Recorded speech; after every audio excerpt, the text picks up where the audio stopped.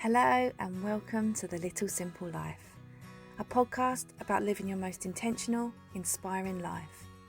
Stepping outside the box, walking your own path, and living a life you dream of. I'm Amy, 30-something mum of two, living just outside London. These podcasts are love notes from me, sharing the things I know I would want and sometimes need to hear. I've been a writer and a content creator for 16 years, and creating content that speaks not only to you, but to myself too, is something I'm so passionate about. Choosing a different life, a life that steps away from the status quo, a life that is both extraordinary and questions the norm, is so beautiful, but it also throws up a lot of questions. Am I doing the right thing? What do others think of me? It can also be the beginning of opening your thoughts to so much more. It is the beginning of a journey that starts with you, a question on your mind as well as in your heart. If you're here, I know you feel it too, that there is something more, that there is more than the life society tells us there is and that we should want for ourselves. You can choose a different direction. In these episodes, I'm going to delve into what it means to walk a different path, from educating our children outside the school system to living in a small home by choice, surrounding ourselves with a life of intention instead of living a life of default, and so much more. I welcome you to come on this journey with me, to open your heart and mind to a different way of living. Whether you're already walking your own path, are keen to make a change, or just want to learn a little more, I thank you for joining me. I hope you find what you are looking for with the words of these podcasts, and I hope they speak to you in your own unique way. You can find me over on Instagram at The Little Simple Life, where I share more about our journey, and if you too have an account there, I would love to connect with you. It can feel lonely forging a path that is different from the norm, but I just want you to know you aren't alone. You too can create the life you want to live. I would be so grateful if you could leave me a rating, a review, a share on social media, or recommend me to a friend who you think might like to hear these words too. Thank you so much for joining me here.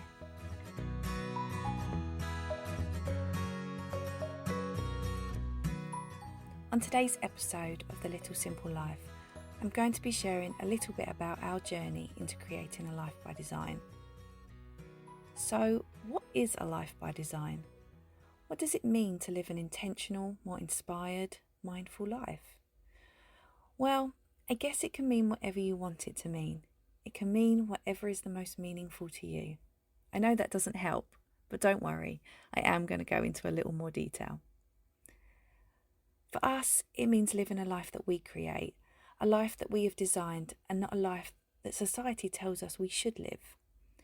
We grow up being told what we should do: go to school, work hard, get good grades, go to university, get a good job, join the rat race, and use things such as houses, cars, holidays as evidence of how well we are doing in life. But nobody ever tells us to slow down or shares how we can really be happy. For us, happiness isn't things. Happiness is life. We don't want that. Not for us, not for our children.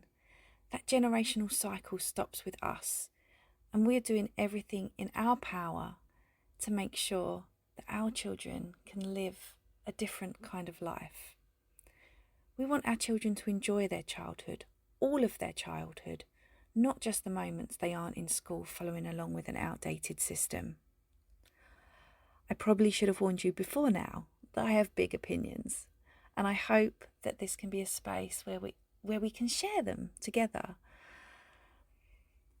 This all started for us back when we became parents to our first child in 2019. We were living a good life. I wouldn't say there was anything wrong with it, but we were part of the rat race. And having a child kind of changed that for us, but not totally. When the pandemic hit in 2020, it forced us to slow down. It forced all of us to slow down. And I think if you cast your mind back to that time, if you're ready to, then I think it was a massive change for all of us. It enabled us to slow down. It enabled us to really think of what was important. All we cared about back then was the health of us, of our family, of our friends. We cared for their safety. We were so grateful that we had a home, a safe space where we could exist and where we didn't have to worry that we were going to be in danger. And that is a huge privilege. We were concerned about, how we would get the food that we needed, but we were safe. Life became a lot more simpler, and for us, it's never changed.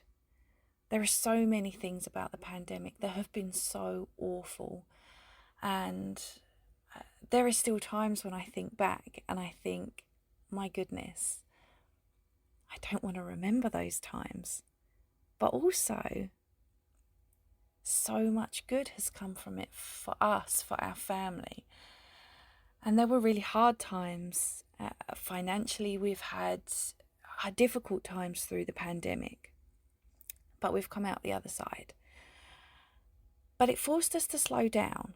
It forced us to think about the things that were most important. It enabled us to retreat into our home and just embrace everything that we have and embrace a slower way of living. And it has been really wonderful. And it set us even more on this path to live in this more intentional life. We don't want to go back to the rat race.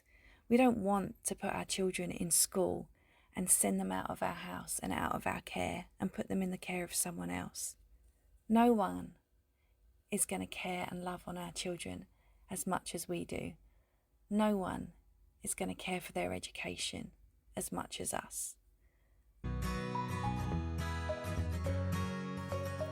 There are so many things in our life that make us feel like we are creating a life by design rather than that default life that society tells us that we should live.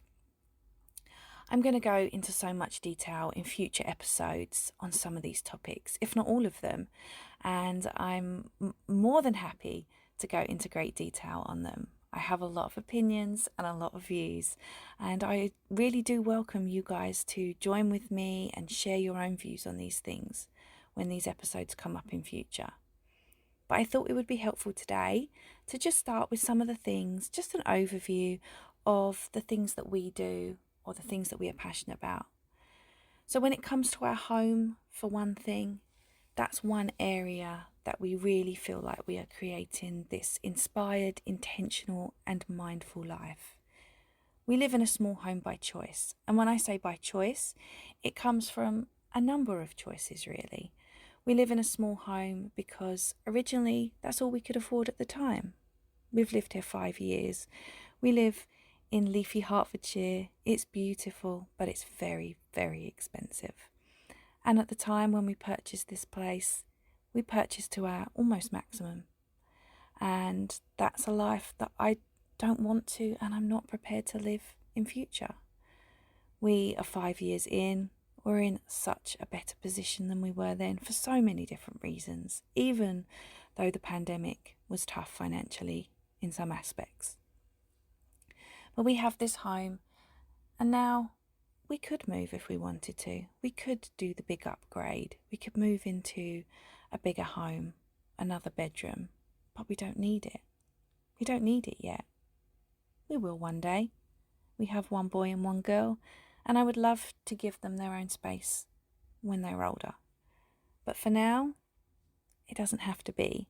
And so we choose to live here. We choose to stay here. We love our home. We love our space. It's not the biggest. It's not the fanciest. It's definitely not the showiest.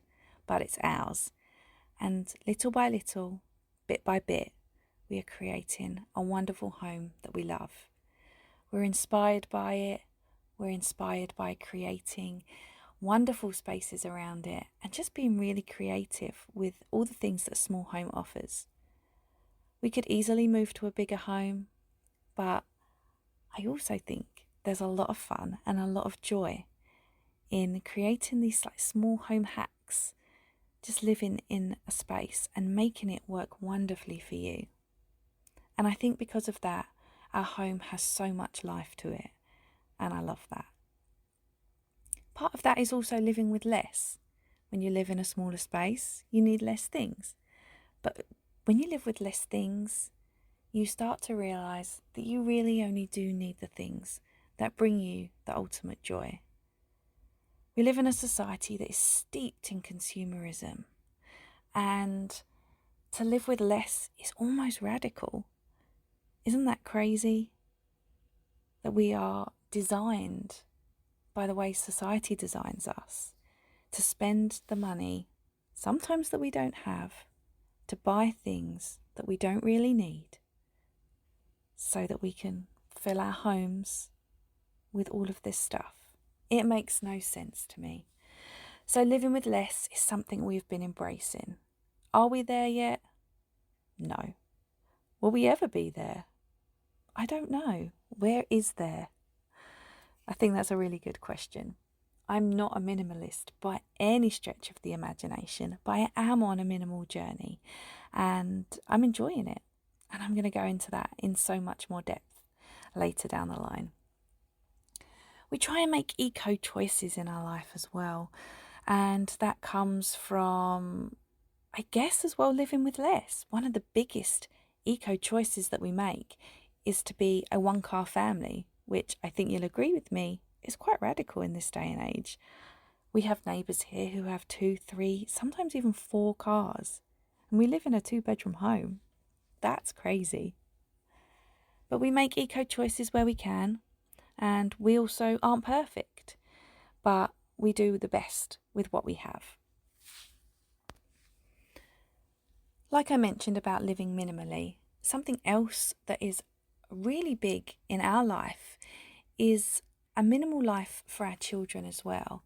Whether that be in their toys, we have minimal toys around and we find that really, really works. But also in just what they're doing.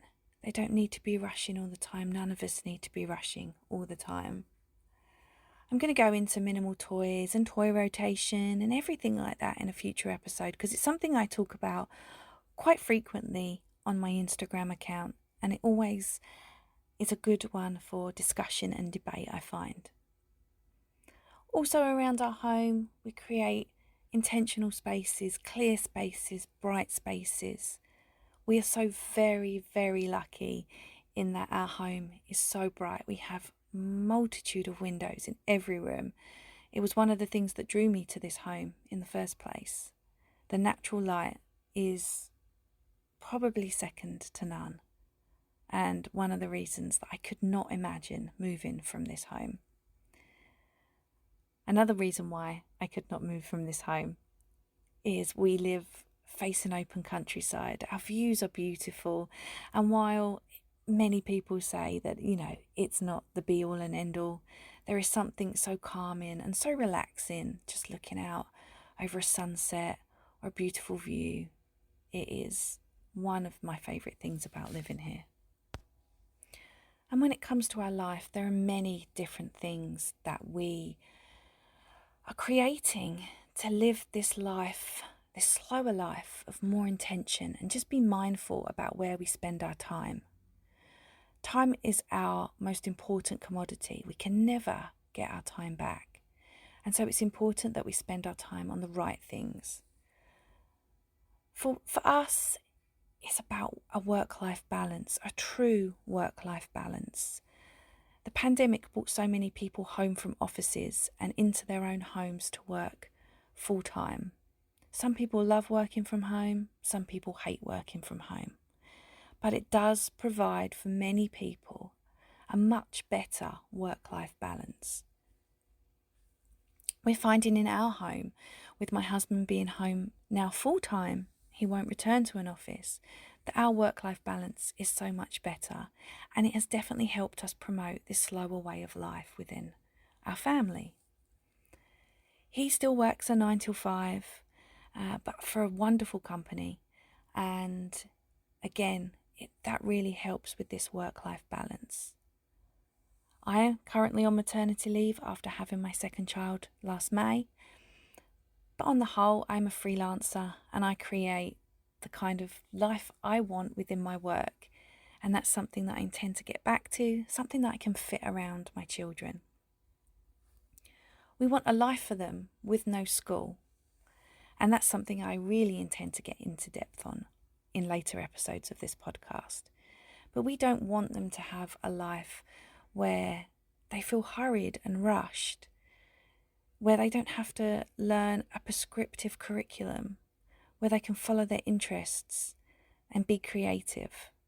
And that's something we are really passionate about, to give them this long, slow childhood where they don't feel rushed about any aspect of it. And something you might have realised from what I'm saying here is not rushing, and there being no hurry is a massive part, essential to our life. And while it's not always possible, sometimes we have appointments, sometimes we have to get places at a certain time, is to minimise that and to allow us to just live a slower life. A slower way of life is also, for us, an outdoor way of life. We love being outdoors. We also love being indoors, though. And we have an allotment space where we are excited to be cultivating and growing and starting to live off our own land a little bit. Our small home is a split level flat. We have a balcony, a beautiful little balcony space where we've been growing and enjoying just our outdoor space for 5 years now. The children love being out there. Well, the toddler definitely does. I'm not sure the baby has spent much time out there yet. But our toddler definitely loves being outside. And she loves being at the allotment. Living off our own land a little and just enjoying learning and learning about the outdoors, learning about growing. It's an amazing space, and I can't wait to see it grow and develop over this coming year.